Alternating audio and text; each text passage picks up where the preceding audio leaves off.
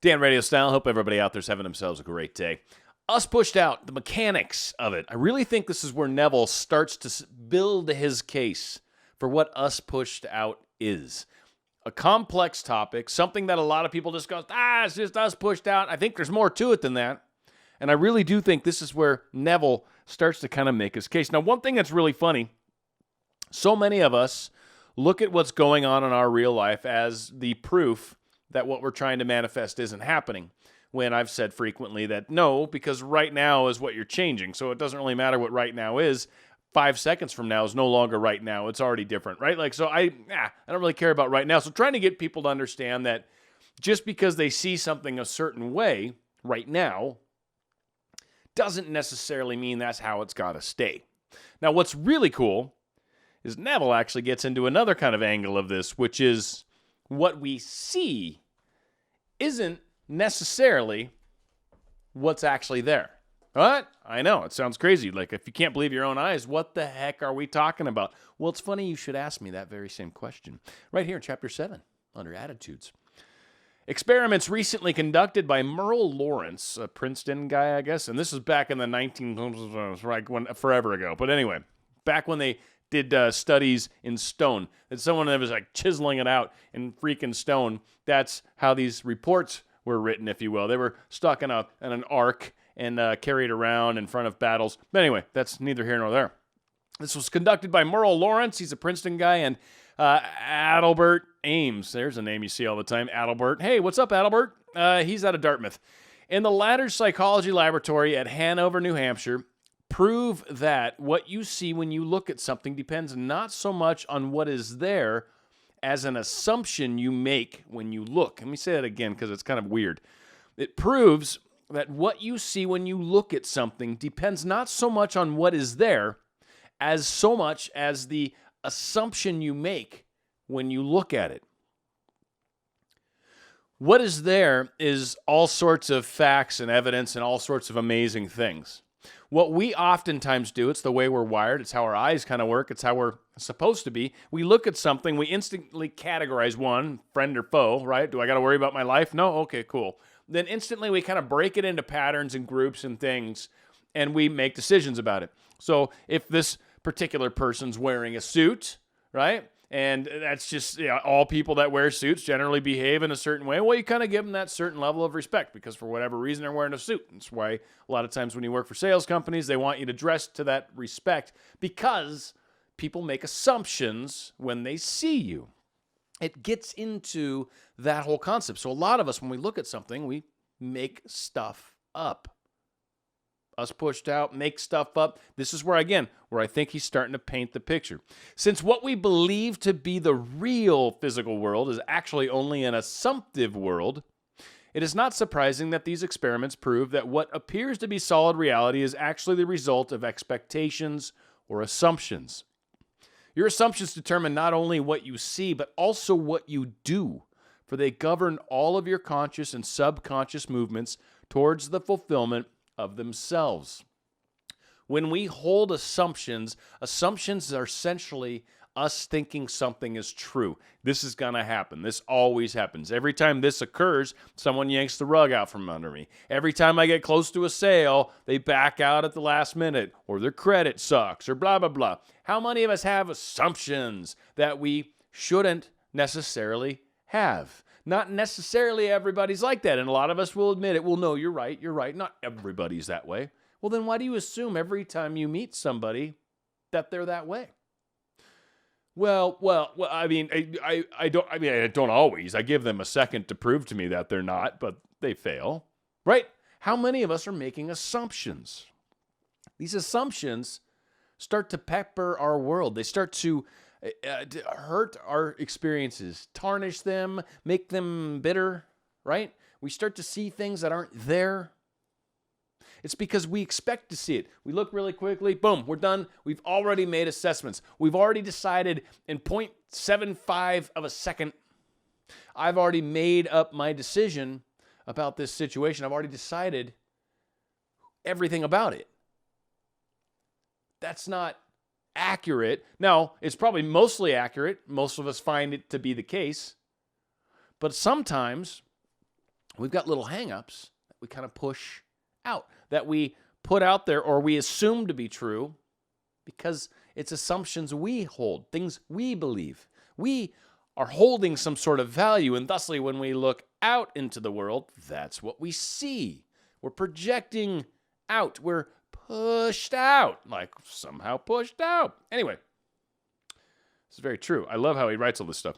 So we get back to this other. I'm skipping a couple places in here because there's a lot in here.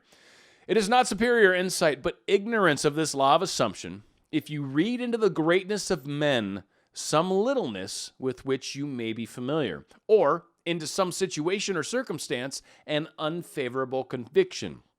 Meaning, you are not quite getting how the law of assumption works if you look at somebody and assume they're doing less than good, that they're not a good person, that something's wrong with them. You've got no evidence of this. You've got nothing to go by. And even if they are probably treating you that way, and we get into an example of this, even if they are treated that way, there's probably something that comes back to me. That's the first thing that we need to say. What am I doing that's causing this strange behavior or my perception of things happening the way they seem to be?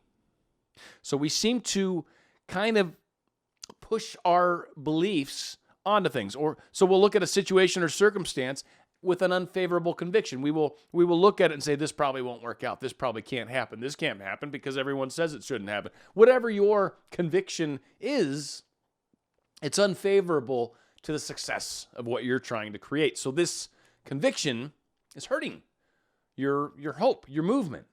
It's pushing out a tarnishing. It's spray painting dirt and dust all over the thing that you're trying to make magical. So he gets into an example here, and I want to say I've done this many times. And what this lady does and how it plays out happens to all of us, even me still frequently. It's catching it when it happens. That's what it's okay that it happens. Don't worry about that fact that we're going to have these moments. It's what we learn from them. It's what we grow from them. It's what we experience from them that we take with us, that we change our lives with. Right? So the assumption, yeah, it's not good. I'm assuming things that aren't true. But when I see that I do that, and I go, whoa, and I fix it with one person, like the example, one person, I fix it, just the one situation. Like I'm a good friend of mine or whatever the case is, someone I work with. In this case, it's a coworker, right? A boss. I fix it with that one person. And then all of a sudden, my life changes. And now there's a direct causation to this. Like, that's the only thing I did different. Other than that, I didn't change anything. But this situation has now drastically changed, all because I made a course correction. I'm sure you're curious. So, let me tell you. One day, a costume designer described to me her difficulties in working with a prominent theatrical producer. She was convinced that he unjustly criticized and rejected her best work, and that often he was deliberately rude and unfair to her. Upon hearing her story, I explained that if she found the other rude and unfair, it was a sure sign that she herself was wanting, and that it was not the producer, but herself that was indeed or in need of a new attitude. Boy, I can't even tell you how many people, when you say this to them, instantly unsubscribe, they lose your video, you're done, right? Like, this is Goddard. First thing that someone's doing is just pointing their finger. Like I've said before, you got three pointing back at you. That person's a big jerk to me. Really? Interesting. Tell me more about it. Well, they're mean, and then they do this, and then they don't respect anything I do. Huh. So if you're telling me that makes me say, the problem probably lies in you. I continue. I told her that the power of this law of assumption and its practical application could be discovered only through experience. This is true. And that only by assuming that the situation was already what she wanted it to be could she prove that she could bring about the change desired. Her employer was merely bearing witness, telling her by his behavior what her concept of him was. I suggested that it was quite probable that she was carrying on conversation with him in her mind, which were filled with criticisms and recriminations. There's a great word. Play that one on Scrabble. So what he's talking about here, and this is something I've tried to mention before, and I even brought it up on a video with Anyas one time, and I felt weird saying, hey, am I the only one that has conversations with myself? Hey, what's going on with these conversations we have with ourselves? Like, am I like the only person that does this? And my guess is no. A lot of us have little people that will pop up, not necessarily little people, they could be full-size people, but they'll pop into your minds, and you'll think about them, and you'll be like, what's going on? Why am I angry with you? You stole my bathing suit, and I want it back, right? Like, whatever your thing is. And so when they pop into your head, you're angry, you're having a weird discussion with them, and in some cases, and we'll find out, it can get heated. And we've talked before about how manifestation occurs. Manifestation occurs from an imaginal scene, a situation. Might not be real. Could be totally made up, in fact, right? We talk about this all the time. But it creates an emotional response, or hopefully it does, a feeling of the wish fulfilled, right? So we get that feeling that goes with it. So we're having an argument in our heads with someone, and we get a feeling that goes with it. Well, that in turn creates more of that situation, because we're doing all the manifestation techniques perfectly to manifest that. It's a great example. Like I said, sometimes our biggest failures are the biggest spotlights on how not to do it, but we can see how it works. My gosh, this actually works. I'm sucking on the direction of where I'm pointing this laser cannon. Let me point it where I would like it to go, but it's totally working. That's awesome, because I was totally thinking about that, and that's what happened. And so we learn to guide ourselves. We learn, we catch ourselves every time we start straying off. Hey, I wonder what it's like to blah, blah, blah, blah, blah. No. Let's get back on track, right? Very important when we do that. So he explained the power of the law of assumption to her. So now she kind of, all right, gets a little Goddard help. So starts the next day. There was no doubt but that she mentally was arguing with that producer. For others only echo that which we whisper to them in secret. I asked her if it was not true that she talked to him mentally, and, if so, what those conversations were like. She confessed that every morning on her way to the theater, she told him just what she thought of him in a way she would never have dared address him in person. The intensity and the force of her mental arguments with him automatically established his behavior towards her. Now, whether he forced or she forced him to do this, whether he was just picking up on her, maybe thinking, she's kind of I don't like her. Who knows how it played out in his mind? I don't believe he's like a robot going, I will do as you wish. I don't think that's the case. I think he was picking up on a vibe. She was probably giving off some other tells. He probably just didn't like her. So, wasn't being very open to her, wasn't being very kind to her. She wasn't being very kind either. So, she began to realize that all of us carry on mental conversations, but unfortunately, on most occasions, these conversations are argumentative. That we only observe the passerby on the street to prove this assertion. That so many people are mentally engrossed in conversations and few appear to be happy about it. But the very intensity of their feelings must lead them quickly to the unpleasant incident they themselves have mentally created and therefore must now encounter. You got all these people walking around having these horrible feelings, these horrible experiences in their minds, conversations with people that we haven't even had yet, thoughts about what's going to happen. Well, it's probably not going to work out. I'm going to show up there and they're just going to say, no, we already hired someone. So we got all these things going on inside our head, and we get a feeling of, it scares me, right? That's an emotion, right? Any sort of emotion, any sort of response to something is an emotion. It doesn't just have to feel great or feel horrible. Fear also counts. Something can scare you so much and create that emotional fear that you keep creating that thing that scares you. Ultimately, until you realize it doesn't scare you, while we're on the topic, right? And then eventually you're like, well, there's nothing here to be afraid of. And that no longer has power. You stop thinking about it in that way. It's really how the mechanics of it work. That's why a lot of times they say face your fear. Because the second you look at it, you realize, it's nothing to worry about. When she realized what she had been doing, she agreed to change her attitude and to live this law faithfully by assuming that her job was highly satisfactory and her relationship with the producer was a very happy one.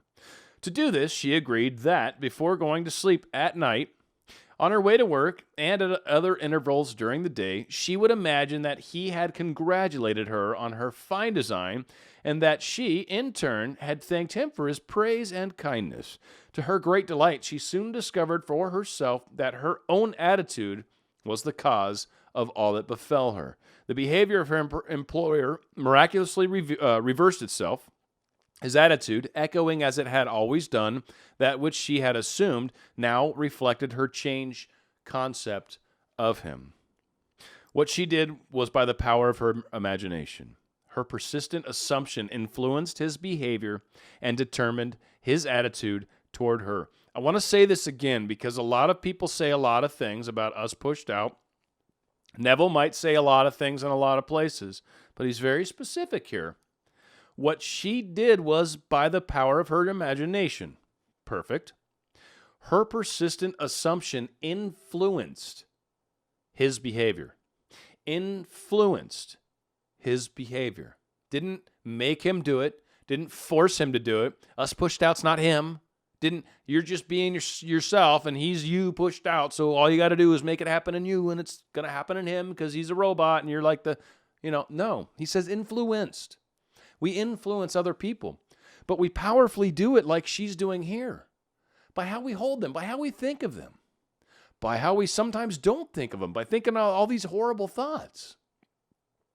Are you trying to get a promotion and you've got a boss you hate and you're trying to get a promotion to get off their team because you can't stand them? It's a lot harder that way, isn't it?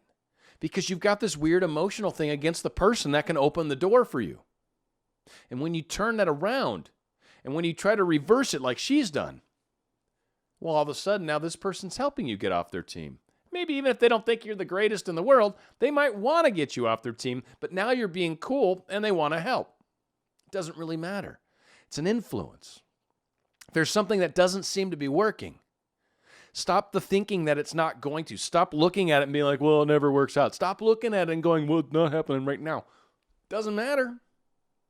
What do you want to happen? What do you believe can happen? Turn it around, reverse it, change it, alter whatever it is that you're thinking right now. This belief, this thought, the way you're playing it out inside your mind. Change that. Make that different. Feel it. Feel it now as it works the way it's supposed to or the way you would like it to. Imagine you have that already. And the gratitude, yes, everyone's like, yeah, the gratitude. Of course, be grateful. Of course, but feel yourself having it, living in that wish fulfilled.